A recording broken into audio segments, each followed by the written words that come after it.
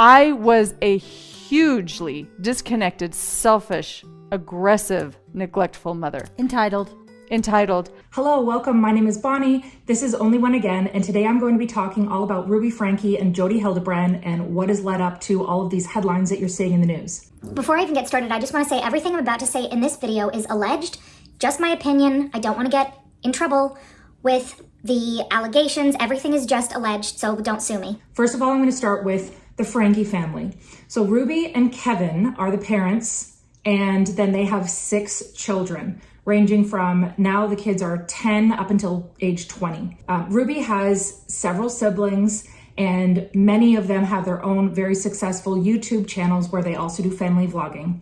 So Ruby and Kevin are this Mormon couple who basically raised their kids on YouTube. Every moment of their life pretty much was captured and shown to the public through their family vlogging channel called 8 Passengers. 8 Passengers because there's the 2 parents and the 6 kids. They rose to fame pretty much on YouTube because they had 2.5 million followers. They were making a lot of money from this family vlogging, which I've talked before about how family vlogging in itself is very problematic. I don't think that it's right to share the kids' privacy in that way and profit from their kids.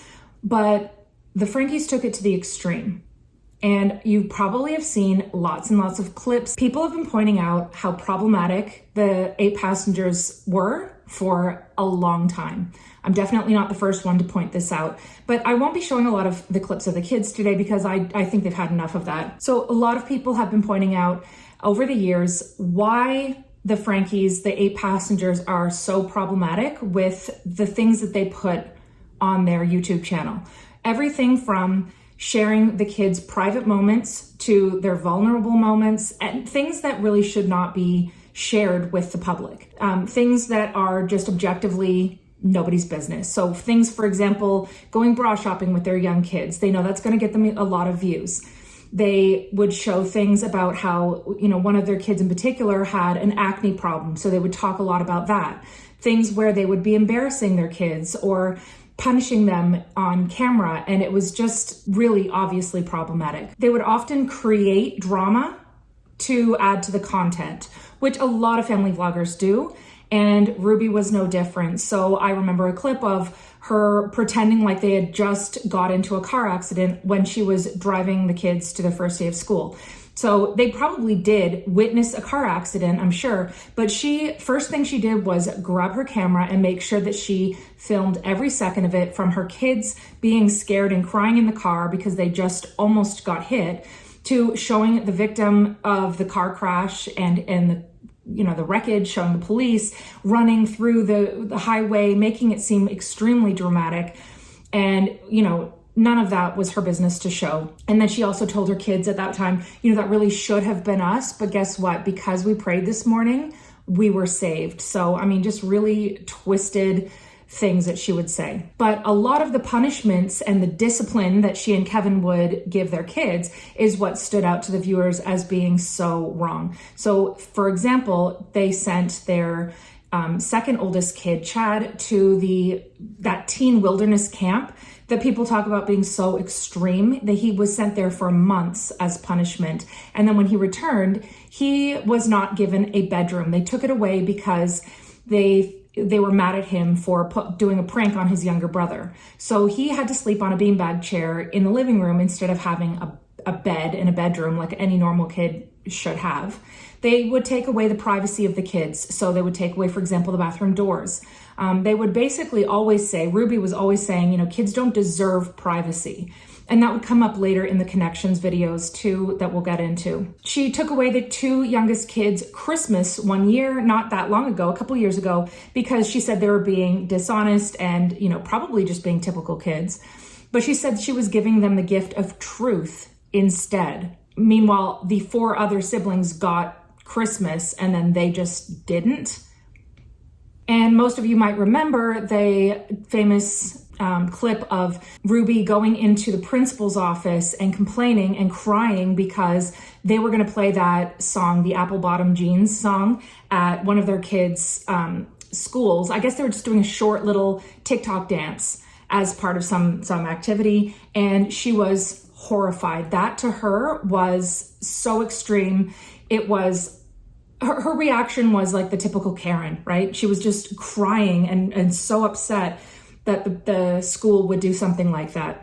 Meanwhile, we now know in the background, she was being such a bad mom herself and abusing her kids and everything. Meanwhile, her focus was on the fact that these kids might learn a TikTok dance. Now that the Frankies are in the news and Jodi and Ruby are, the headlines are that they've been arrested for abuse, people are looking back and saying, well, how did they have all of these viewers and nobody spoke up? But the reality is that a lot of people did speak up. There are reports that there have been, in the past couple years, there were 15 different times when the police were called to their house. Neighbors were calling. CPS was involved a number of times coming to investigate. The viewers themselves signed, I think there were up to 18,000 signatures on a petition to try to get CPS involved because they could see from the evidence that Ruby was showing herself. She would show videos of herself, edit it, put it out there on YouTube for everybody to see how extreme, and that's just what we saw. We also saw lots of cases where she said, oh, you're lucky the camera's on now because now I'm, going to be a little bit of a nicer mom. So who knows how extreme she was when the cameras weren't rolling. And I'm sure it was bad because she would show herself punishing her kids by taking away food. And now we know that that's what she was doing to the extreme. The two younger kids were emaciated, the police said in the report. So the fact that she would show that on camera, there are multiple clips that I've seen recently where Ruby would say to the kids, you don't get breakfast until you do all of your chores. And they're not normal chores. Like they've got the kids with toothbrushes and the baseboard scrubbing. She's got the kids doing all kinds of more, bigger chores to do. And they don't get their food until that happens. The kids are wrestling around the ground on one of the clips. And then she says something like, if you don't stop doing that, you will lose the privilege of eating dinner. There's the famous clip that everybody talks about of Ruby saying that her youngest daughter, who was in kindergarten at the time, who had forgotten to pack her own lunch because that was her responsibility at the time, according to Ruby.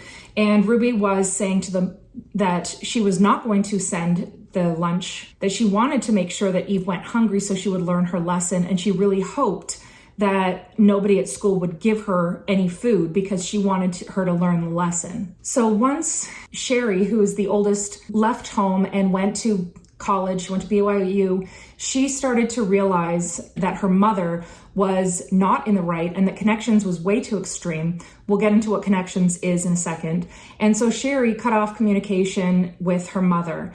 And Ruby's sisters did the same. Ruby and Kevin ended up splitting up, and Kevin moved out of the home. So the older two, who were 18 and 20, left. Kevin had moved out of the house, and then it was just Ruby in charge of the 4 younger kids. I don't know what the custody situation is. I know they're not officially divorced yet, but I do not think that Kevin had a lot of say in how the younger 4 children were being raised. And that's partly why he is not currently arrested, I believe. So now, who is Jodi Hildebrandt and how does she figure into this whole mess? Jodi Hildebrandt is 54 years old. She's a therapist. She was a corn addiction therapist for a long time. She was a Mormon therapist that the Mormon church would recommend her as a therapist. She also was a kind of a mental health counselor and a life coach, an author, and she was the creator and founder of Connexions Classroom, which involves the YouTube channel that is now taken down called Connexions that Ruby got heavily involved with in the past year. Also the Facebook group called Moms of Truth, which I was temporarily in as a mole, but then I got kicked out because I was asking too many questions. They would get a group of moms who wanted to know the truth from Jodi and Ruby, and they would ask sort of advice questions, and then that is how they used those questions and turned it into like an advice page for moms to follow their awful parenting advice. Very problematic things, very homophobic things. So the Frankies actually started getting connected with Connexions and Jodi 5 years ago. I listened back to a podcast that Sherry Franke had done about her involvement with Connexions, and she was saying that she was 15 years old So 5 years ago, when her family first got involved with Connexions. And initially she said it was more of a mental health, self-help group. It involved workbooks and one-on-one counseling and group counseling and therapy and all of this. She said at first it was good for her family to get closer, and they would start learning the lingo, all of these words and the vocabulary, distortion and truths and all of these things. If you've ever seen a Connexions video, you know what I'm talking about. And Sherry said that her family got really involved in this. And at first she thought, okay, this is good. This is helping me improve and be a better person. And then Sherry said, after a couple years, it got really extreme. And she could see that they were trying to make basically a connection between the gospel and this self-help therapy, mental health therapy that Jodi was talking about. So then they started to equate God and sin and all of these things with what they were trying to do. And it got to the point where they were saying that everything is a sin. It was extremely black and white. About 2 years ago, I would say, Ruby and Kevin joined the Connexions marriage counseling program, and they actually did videos together that was up on the Connexions page, and they were working on their own marriage issues. And they were being heavily influenced by Jodi as well. And they ended up splitting up about a year ago. And so obviously that didn't work. Jodi, by the way, is divorced with 2 grown kids. Her daughter, Alex, I have heard does not speak with her anymore. I don't know about her other child. So about a year ago or so, Ruby decided to quit family vlogging and focus on Connexions really intensely. So she still kept her videos up on the 8 passengers and still kept profiting off of that for a while, until a few months ago she took down the videos. But she went and focused on Connexions with Jodi, and then now it was Ruby and Jodi, and the 2 of them did all of these advice videos and all trying to be life coaches and parenting coaches, which is so hypocritical looking at how bad of mothers they really were in reality. I mean, go and watch any videos by Dad Challenge Podcast. Go look at Marky. They really showed lots of videos pulling apart why they were problematic. But basically, Connexions were so extreme with their beliefs. Things like saying, if you laugh at memes, you're a bad mother. I did a whole video on that. You shouldn't let your kids watch Disney movies. And, Diary of a Wimpy Kid is a bad book to share with your kids. I mean, it's just so extreme. Like in 2008, Jodi was actually reprimanded. She was on 18 months probation as a therapist because she violated the confidentiality, the privacy of her clients. There are multiple people who have done reviews saying that Jodi ruined their marriage. Jodi was a horrible counselor. But this one person in particular who has now come forward, he was identified for a long time as John Doe. He said that in 2008, he went to Jodi for marriage counseling, probably recommended by their bishop. And Jodi was not being a great marriage counselor in his opinion. He didn't really want to keep going, but she was charging him up to $2,000 a month, and he didn't want to pay the exorbitant prices. She was starting to tell the wife that he was a corn addict, which he didn't agree with. And she said that, he had this huge problem, this big addiction. And so the guy said, I don't want to keep coming to marriage counseling anymore. This is too much. And Jodi blackmailed him and said, if you don't pay up, I'm going to go to the church officials, the BYU officials. And she actually did that. She did go, and she told everybody in the Mormon church, and she told people about this guy's corn addiction, which he denied anyways. And because that was a violation of the law, she got reprimanded for a little bit, and she had to go on probation for a while. But that didn't stop her. But that just shows, that's an example of how shady she was. The niece of Jodi, who is non-binary, Jodi Hildebrandt. Jodi went on a YouTube channel called Mormon Stories Podcast and did an interview very in-depth explaining how Jodi treated them. They were under Jodi's care for a little while as a teenager. And Jodi was so extreme with them that they said it would have been better to jump off the balcony and break their legs, go to the hospital, than to be under Jodi's care. They would rather be arrested and in prison than be under Jodi's care. It was that bad. I won't go into all the details because they go into a lot, but they said things like Jodi wouldn't let them wear a tampon because Jodi said that Jesse was a sex addict and a drug addict and was probably using the tampon to pleasure themselves. And so many other extreme things. Jodi would duct tape their mouth in order to show a physical thing to represent how everything that Jesse said was a lie. They had to wear this duct tape across their mouth. They had to sleep on the balcony in Utah in the cold, with just a little cheap sleeping bag because Jodi said so. They had to write out their sins every single day on a piece of paper. Jodi would go in and say, write down your sins.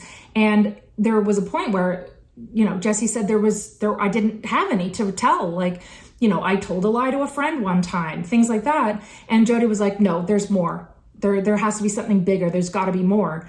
And so Jesse would just make things up and write it down in order to get Jodi to back off. And once they had this list of sins, every day Jodi would read them back and make them pray for forgiveness for these sins. So looking at what Ruby was saying, we'll get to this in a minute, but her allegations against her children for SA and all these other things, I can see how Jodi could have influenced Ruby to have these same extreme beliefs. I forgot to add, in Jesse's interview, Jesse said that Jodi would say, quote, I want to make you so physically uncomfortable that it forces the sin out. Once Kevin was out of the picture, Jodi started becoming more and more involved with Ruby. I'm not suggesting necessarily that there was a romantic relationship between the two, although there have been those allegations. I don't know.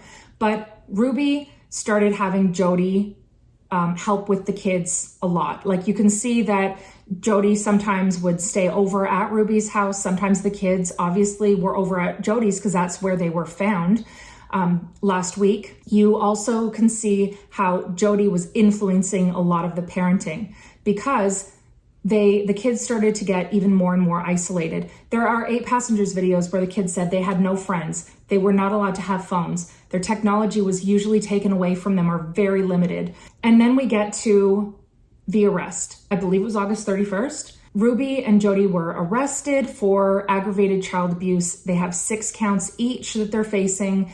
They are being held in jail until at least September 21st, which is when their next hearing is going to be. They were just denied bail, so they can't just bail out and go back home until the next hearing is. Ruby and Jodi were both charged with aggravated child abuse because Ruby's youngest 2 children were locked up in Jodi's home.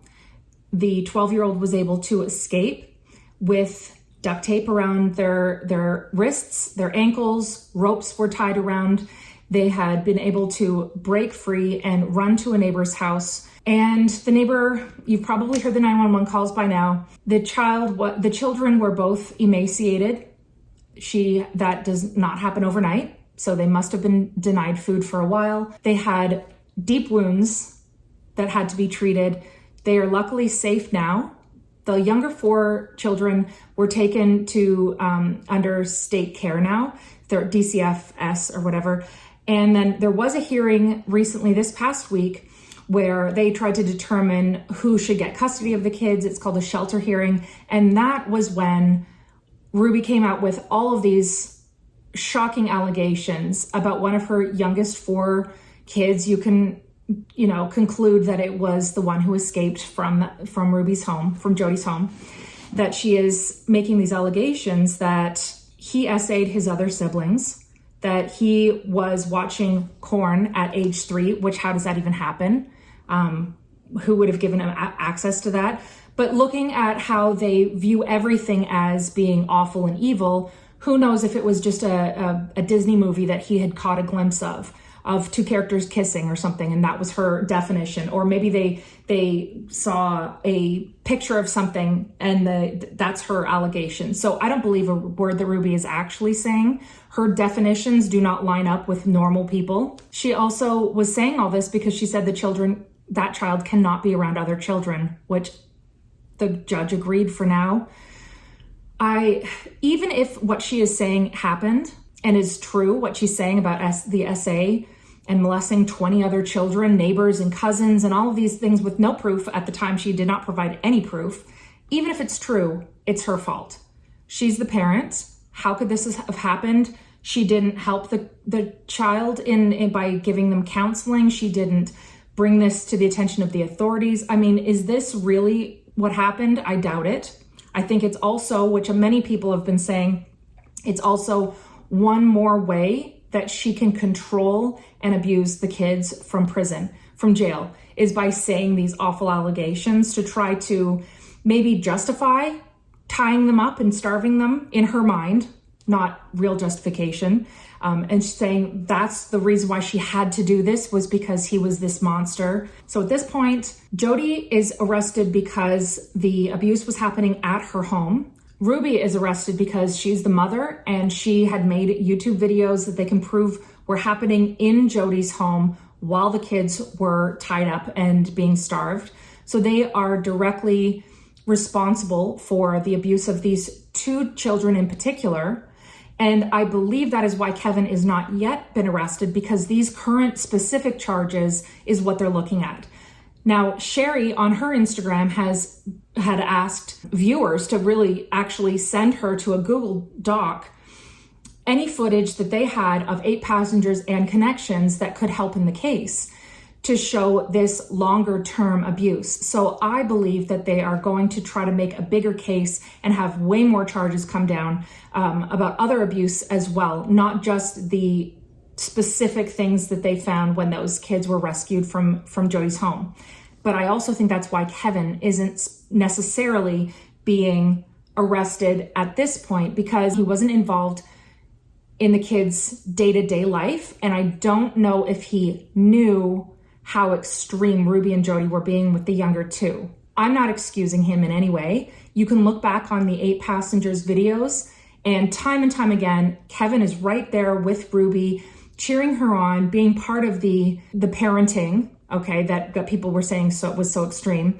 He was right there with Ruby. So I know that he is to blame for a lot of it, but I think that the prosecutors are looking at this very specific case of the 2 younger ones being tied up and starved. And I don't know if they can prove that Kevin had direct knowledge of that at this point. So I think that's why he's not in jail. But like I said, I think they're trying to build a bigger case to say that there is other abuse going on that he was a part of.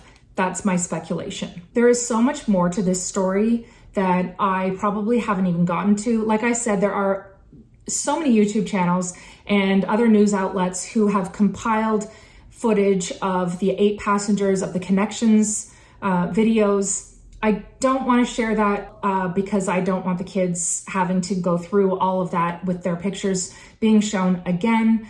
They've been through enough. My biggest hope is that these kids can have complete help, being surrounded and supported by people who care about them and care about their well-being and don't want to profit off of it. So I don't know who the best people would be. I don't know if Kevin would be the best person, or if Ruby's family would be any better, because everybody, including her parents, have YouTube channels. Would they try to turn this around and profit from it and have the kids in their videos?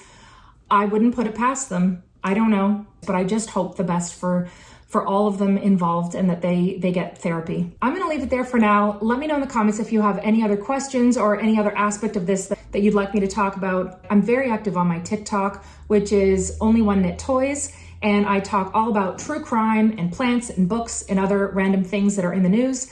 And I would love if you could join me over there as well. And I will see you next time. I was a hugely disconnected, selfish, aggressive, neglectful mother. Entitled.